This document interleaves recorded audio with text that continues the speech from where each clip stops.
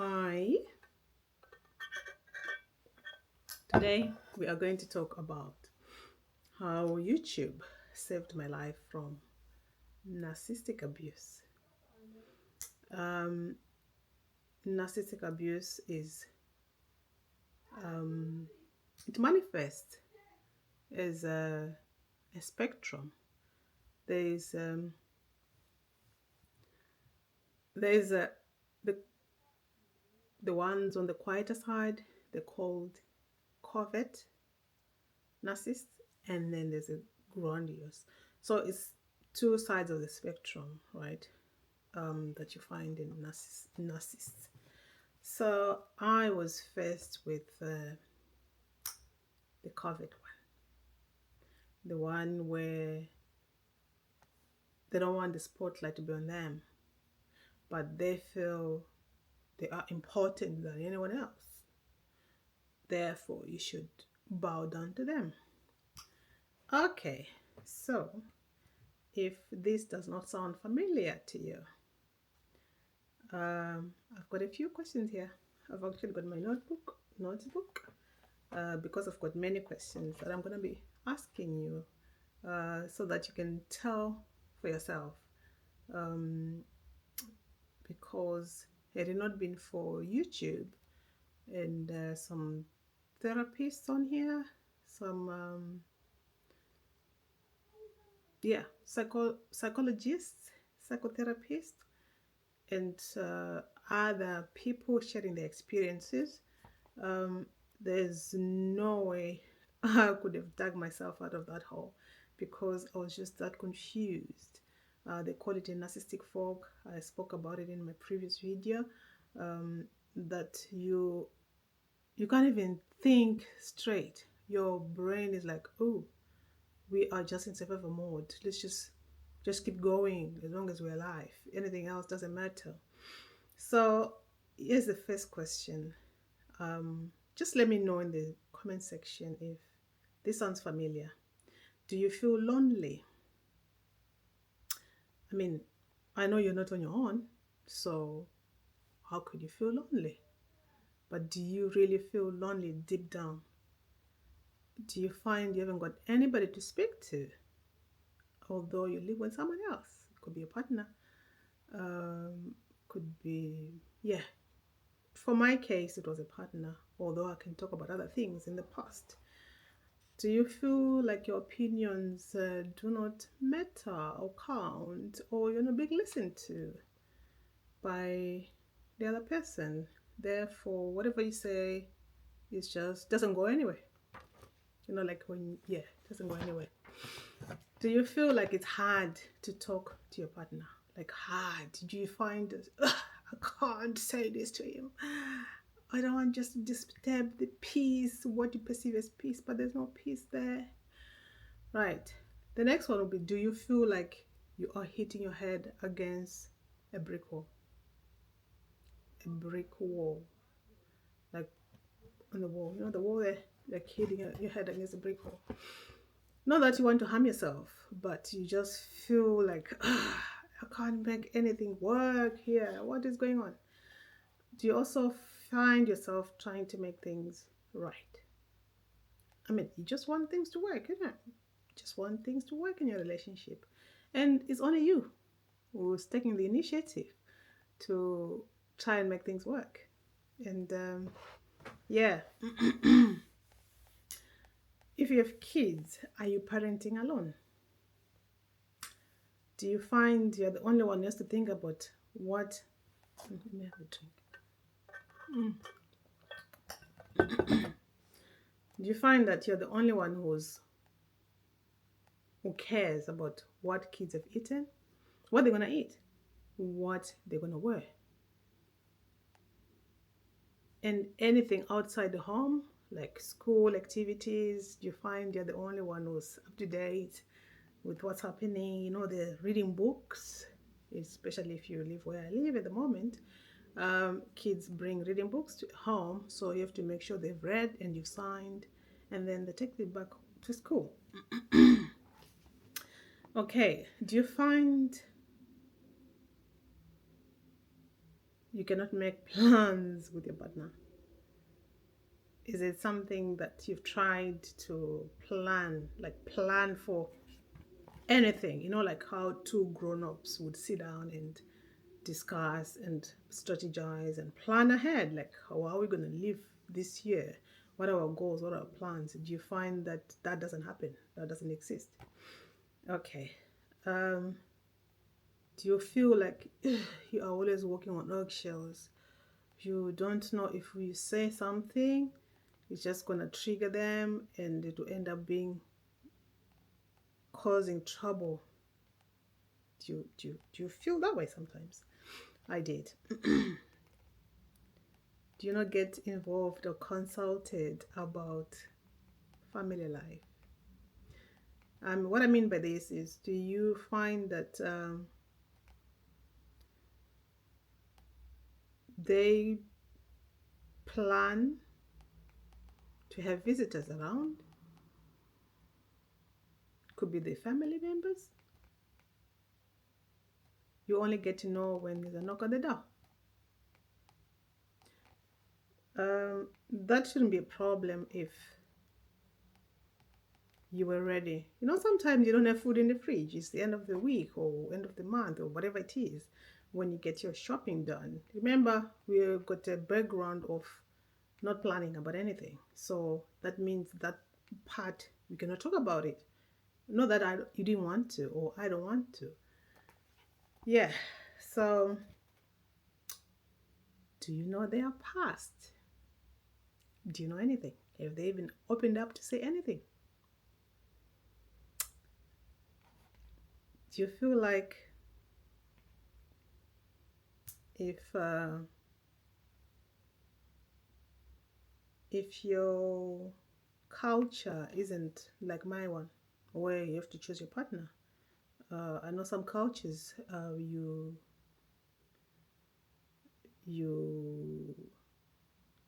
it's called arranged marriages, right?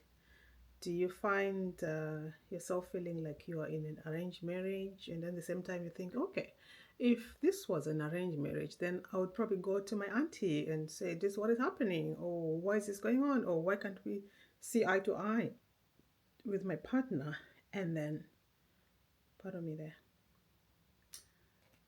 and then they can sort things out. So you find yourself like you are in that kind of a situation, like you're forced to be together when you don't want to be together. But then at the same time, you're wondering, what's going on? How did you end up here? Okay, moving on. Do you find yourself being told that you're not good enough?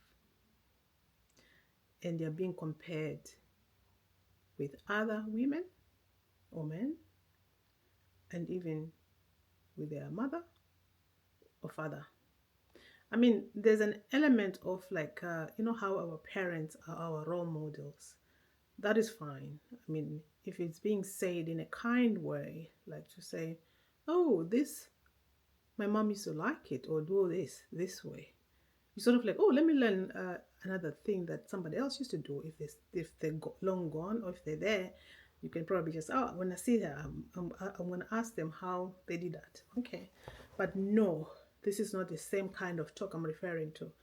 This is you being told you are not good enough because our moms used to take care of things better than you do. You don't even take care of things. Okay. That's is crushing, especially if you're doing your best. That is demoralizing. All right, then, that's fine. Do you feel confused whether your relationship is on or not? You just don't know if you still love each other because those kind of words are never spoken about. Even if you say it, or they're like, forget about that. And then you're like even more confused because what do you mean forget about that? Okay. Do you get an answer like, I don't have money, when you inquire about food, about clothing, or about any other issues pertaining to housekeeping. Right. What I mean by this is, say you've done your groceries, right? Or they've done their groceries. Remember, there's no planning together in the beginning. I mean, you probably didn't even realize that you were not going to be planning anything together, but then you just kept plodding along, thinking one day we'll talk about things. So in this case, you were like, all right, this has been going on for a while. Let me find out. Sorry. Let me ask what is going on with our food situation, what is going on with our oh dear, I don't know what's going on with my throat today, but we'll keep going. Yeah, what is going on with our food, clothes, yeah, and then no, we're not going there. If anything, they'll probably walk out of the room. Do you sleep alone? Do you find yourself going to bed thinking your partner is coming and wake up the next morning and you're not? You probably think something has happened at first. The very first time you realize that, you'll be like, oh, what's happened? Is everything okay? Maybe they collapsed or something happened downstairs when you left them watching TV. Right. This is a big one. This is a bit more of an invasion of privacy. Do you have your emails accessed without your permission? Right. This can only happen especially if you use a laptop. And laptop, PC at home, and you don't have a password on it. Well, who would want to put a password when it's probably just a home computer? It's not a work one, so there's no need for password, because you wouldn't think somebody will go into your emails, or you wouldn't even try to go into theirs. But anyway, do you find that your social media, Facebook, Messenger, WhatsApp, you name it, but these ones you can trace that somebody's been in your account, because they'll go in and unfriend your friends, and then you wonder, oh, I haven't seen so and so on my timeline, what's happening? And then when you look up for them, you find you're no longer friends. Now you're confused. Oh, did they unfriend me? And all your messages and the messenger have been read. You know, like how Facebook is a platform where you reconnect with people you went to school with ages ago. And in a narcissistic relationship, or an abusive relationship, or a toxic relationship, you are not supposed to talk to people from the past, because that will, you earn a label, a nasty one. Do you feel like every movement or action is being monitored or watched? For example, say you make Christmas dinner. This is like your first year of being together, or second year or third year.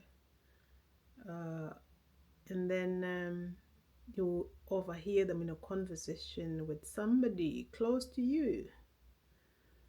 You hear them commenting that you're getting better, or that you now know how to prepare Christmas dinner, or even just a full English breakfast.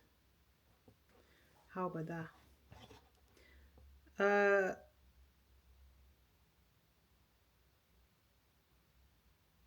Right. So this normally happens all the time. The next question I'm going to ask you.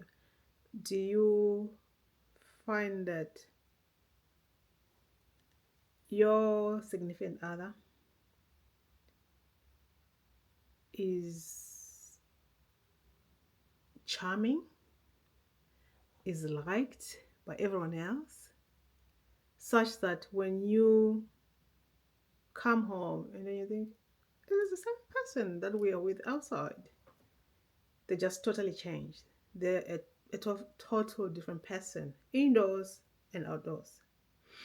Such that when you go to approach people that you think they're close to you, say church people, and you be like, "We're having this issue." He's already gone if it's a man, or she's already gone there, or in my case it was a man, uh, and painted a picture that you are the one on the wrong.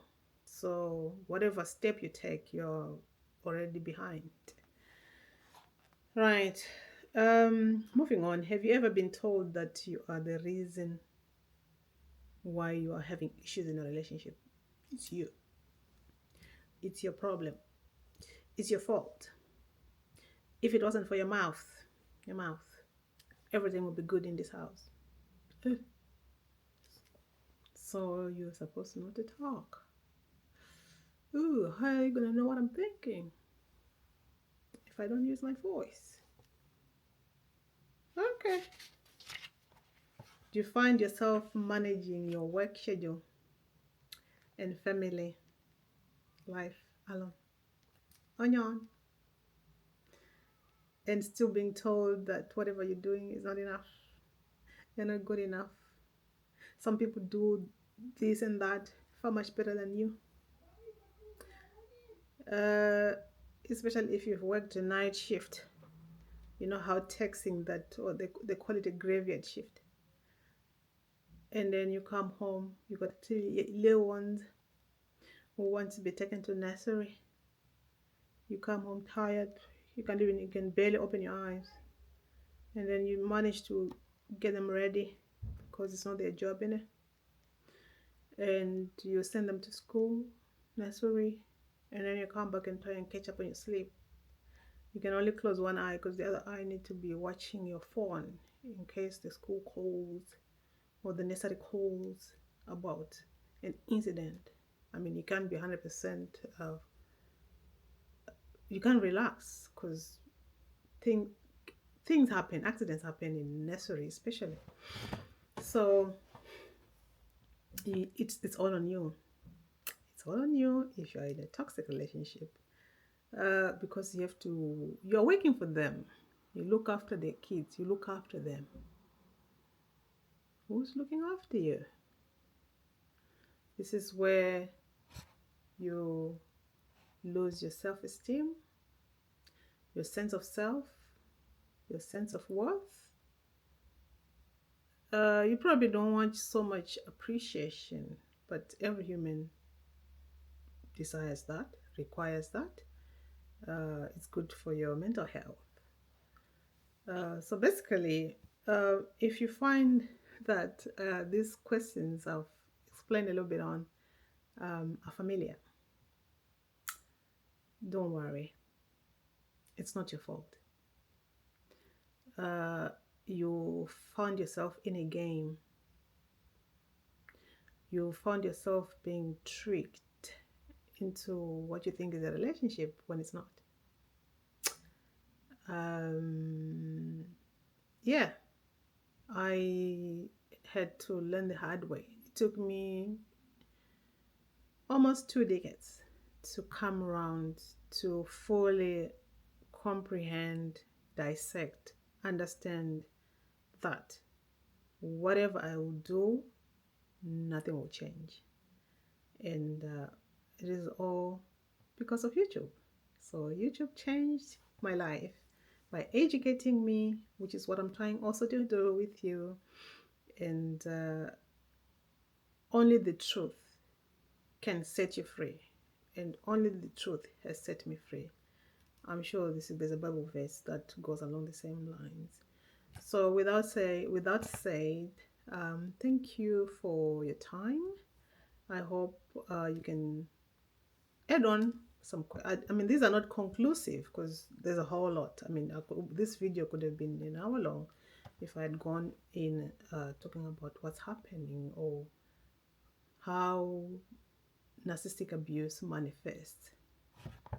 So yeah, thank you again. I'll be posting more about how YouTube saved my life in the next video. Bye bye.